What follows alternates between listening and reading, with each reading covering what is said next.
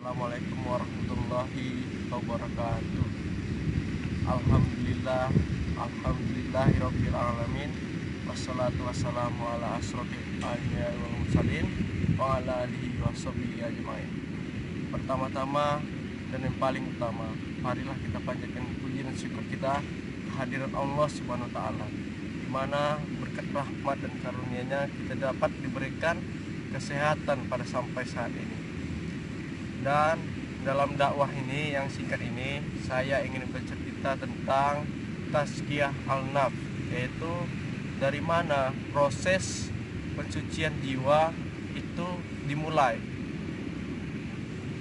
Sebelum kita memasuki proses bagaimana prosesnya, maka alangkah baiknya kita mengetahui apakah yang dimaksud dengan tazkiyah al-nafs. Yaitu tazkiyah artinya mencucikan jiwa dan diri dari perbuatan yang tidak baik, perbuatan-perbuatan buruk di dalam jiwa seseorang, sehingga seseorang tersebut mampu merubah sikapnya menjadi yang lebih baik dari sebelum-sebelumnya. Pencucian jiwa masing-masing berbeda dari setiap manusia, sehingga manusia tersebut dapat disadarkan oleh metode tazkiyah al-nafs. Langsung saja kita akan masuk ke tahap-tahap prosesnya, yaitu yang pertama, bagi orang yang belum memasuki Islam, maka alangkah titik mulanya atau permulaannya, langkah pertamanya dia harus memasuki Islam, karena itu adalah syarat yang penting bagi dia yang belum memeluk Islam. Sedangkan bagi orang-orang yang beriman, langkah pertamanya itu yaitu adalah tanabuh atau perhatian dan menyadari sepenuhnya bahwa nafs atau jiwa itu harus disucikan. Sedangkan langkah kedua adalah dengan taubat dari berbagai perbuatan yang dikerjakan pada masa lalu dan tekad untuk menebus dan atau memenuhi hak-hak Allah SWT yang masih tersisa dalam diri kita. Kita dipaksa untuk mengerjakan sholat wajib, kita harus mengamalkan semua perintah-perintah Allah SWT. Langkah selanjutnya adalah dengan melakukan usaha untuk mengerjakan segala kewajiban dan meninggalkan segala sesuatu yang diharamkan oleh Allah SWT. Banyak contohnya perbuatan-perbuatan yang diharamkan oleh Allah SWT, yaitu memakan makanan yang haram, melakukan segala sesuatu yang tidak baik, dan merusak orang lain.